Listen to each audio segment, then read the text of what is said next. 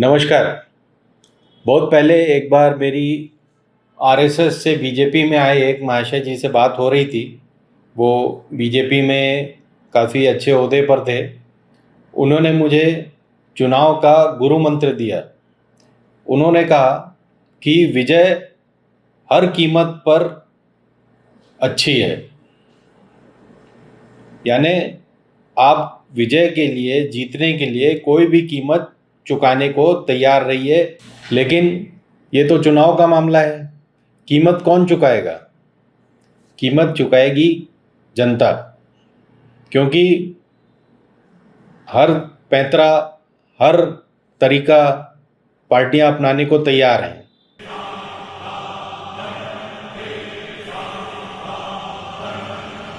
1 लाख रुपए हर गरीब परिवार के बैंक अकाउंट में, साल का 8,500 रुपए खटाखट खटाखट खटाखट महीने का अंदर। पंजे और साइकिल के सपने टूट गए, खटाखट खटाखट। तो कीमत चुकाने के लिए आप तैयार रहिए, आप और हम मतलब। दूसरी बात, ये जो चुनाव हो रहे हैं, ये विश्व के इतिहास में, भारत के इतिहास में तो है ही है, विश्व के इतिहास में इससे गजब चुनाव कभी नहीं हुए। पहले अपने मन के हमने अंपायर रख लिए, यानी चीफ इलेक्शन कमिश्नर और दोनों हमने अपने मन के रख लिए, तो वो अब कुछ करते नहीं है। आप कुछ भी बोलते रहिए और उसके बाद में बोल दीजिए मैंने तो ऐसा कहा ही नहीं, और वो मानने को तैयार हैं। तो हद इतनी हो गई है कि अब हाई कोर्ट को डिसीजन पड़ रहा है चलते इलेक्शन में कि ये विज्ञापन बंद किए जाएं, जैसा कि उन्होंने बंगाल में किया। तो हर कुछ चल रहा है। एक टाइम था जब ये माना जाता था कि धर्म या कास्ट या कम्युनिटी का नाम भी नहीं लिया जाना चाहिए इलेक्शन कैंपेन में। लेकिन अब अगर आप नहीं ले रहे हैं तो आपकी बेवकूफ़ी है, और अगर आप ले रहे हैं और विपक्ष में हैं तब तो आपका नोटिस आना पक्का है। अब तैयारी देखिए। पहले तो जजेस अपने मन से रख लिए, दूसरे 2-3 चीफ मिनिस्टर को अंदर कर दिया, तीसरे जिससे हमें सेटिंग बैठानी थी, जिससे हमें इलेक्शन में मदद की ज़रूरत थी, उसको जेल से छोड़ दिया। मैं नाम किसी का नहीं ले रहा हूँ, लेकिन ये आप खुद समझ जाएंगे और खुद देखिए।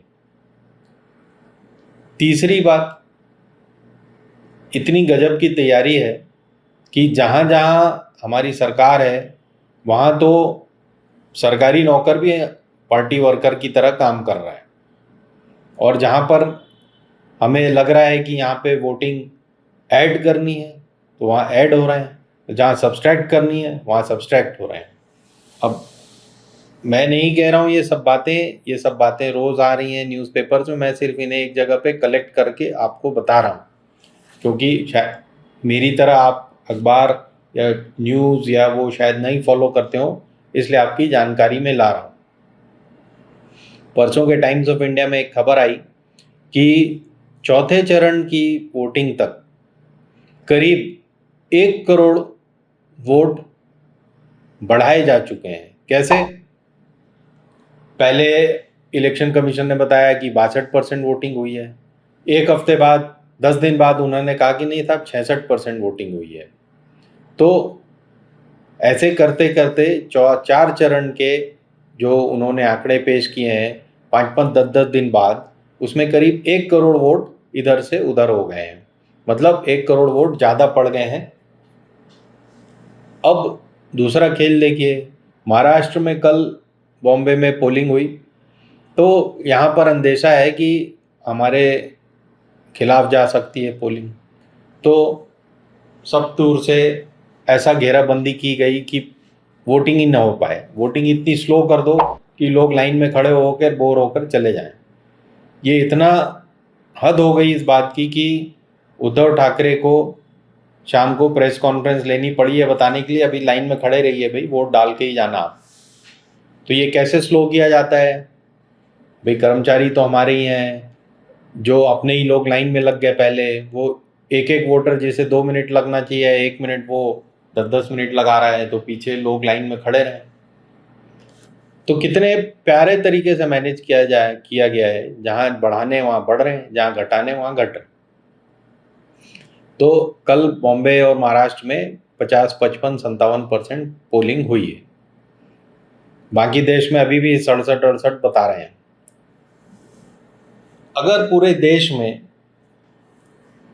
6% पोलिंग, 7% पोलिंग हमने बढ़ा दी, उतने आंकड़े बढ़ा दिए, तो 98 करोड़ के हमारा वोटिंग पॉपुलेशन है, इतने वोटर है हमारे यहाँ। 70% मान लीजिए, उसमें 60% वोट दे रहे हैं, उसमें आप 6-7% बढ़ा दे रहे हो, यानी हर कॉन्स्टिट्यूंसी में 80 से 90 हज़ार वोट आप बढ़ा दे रहे हो। अब कैसे बढ़ा रहे हो ये एक्सप्लेनेशन मैं अभी आपको नहीं दूंगा, और इसको पिछले 10 सालों से कोशिश हो रही है, कोई नहीं कर पाया है। तो ये 80-90 हज़ार जो वोट बढ़ेंगे, उसका फर्क आप देख लीजिए। अब बढ़ाना हर पूरे 545 में तो बढ़ाना नहीं है, बढ़ाना सिर्फ 400 पार। तो 400 कॉन्स्टिट्यूंसी में अपने को 1-1.5 लाख वोट का अंतर लाना है। कई जगह तो हम जीत ही रहे हैं, कई जगह वो हार जीत का अंतर हम बराबर कर देंगे। तो अब इसको आप ये ऐसे देखिए कि माननीय मंत्री जी ने पहले ही बता दिया है कि अभी 380 सीटों की जो पोलिंग हुई है, उसमें 270 हम जीत रहे हैं। ये पहले ही रिजल्ट तो अनाउंस कर दिया है। तो अब बचे 100-150 करीब सीटें, 20 इधर और 150 उधर, यानी 170 सीटें बची, जिसमें अभी 46 में और हो गई, और 90-100 में बचे रह जाएगी। तो ये 150 सीटों में अपने को 400 पार पहुंच ही जाना है। जब 270 हो ही गया है, 150 में 100 फिर आ जाएंगी, तो 370 का हमारा जो टारगेट है पार्टी का, वो तो पूरा हो जाएगा, और बाकी 30 सीटें हमारे एनडीए पार्टनर जीत जाएंगे। तो ये खेल बड़े अच्छे तरीके से हो रहा है।